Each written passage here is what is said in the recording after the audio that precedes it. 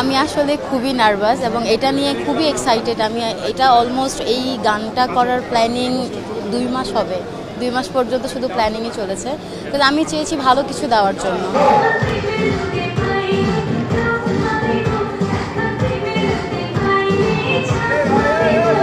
এটাও একটা ধামাকা। মিউজিক ভিডিওর প্রাণ হচ্ছে গান, আর মিউজিক ভিডিও যদি গানই সুন্দর না হয় একবার দুবার দেখে মানুষ আর দেখে না, শোনার তো প্রশ্নই আসে না।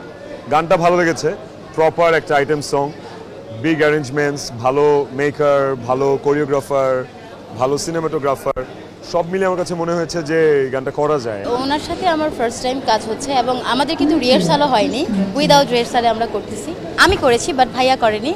আর বেসিক্যালি এই গানটা মানে করা, এটা হচ্ছে আমার একটা ড্রিম প্রজেক্ট বলতে পারেন।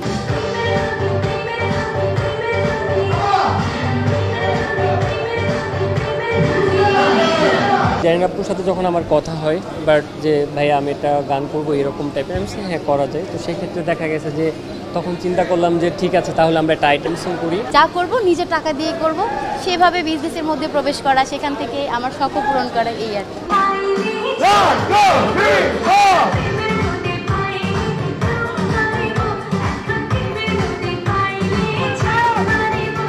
জানি না কেমন নাচি, বাট চেষ্টা করে যাচ্ছে। আই থিঙ্ক হতাশ করবো না। গানটা এক কথায় জোশ, পার্টি সং, আইটেম সং এবং একটু একটু থাকে না বলিউড বা একটু সাউথ প্যাটার্নে করা একটা গান।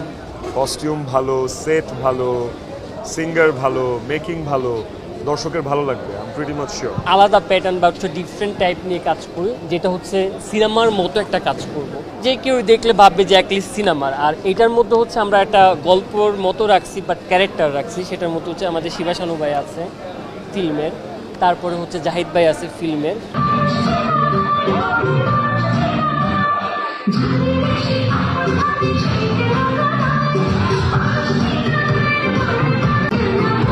মানে শোনার মতো, একবার শুনলে বারবারই শুনতে ইচ্ছা হয়।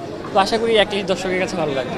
গ্র্যান্ড একটা গান, আমার কাছে মনে হয় দর্শক ভালোভাবেই নেবে। আসলে আগে থেকে তো কিছু বলা যায় না, বাট আমি আশাবাদী যে এটা ভালো হবে এবং সবাই অনেক বেশি পছন্দ করবে।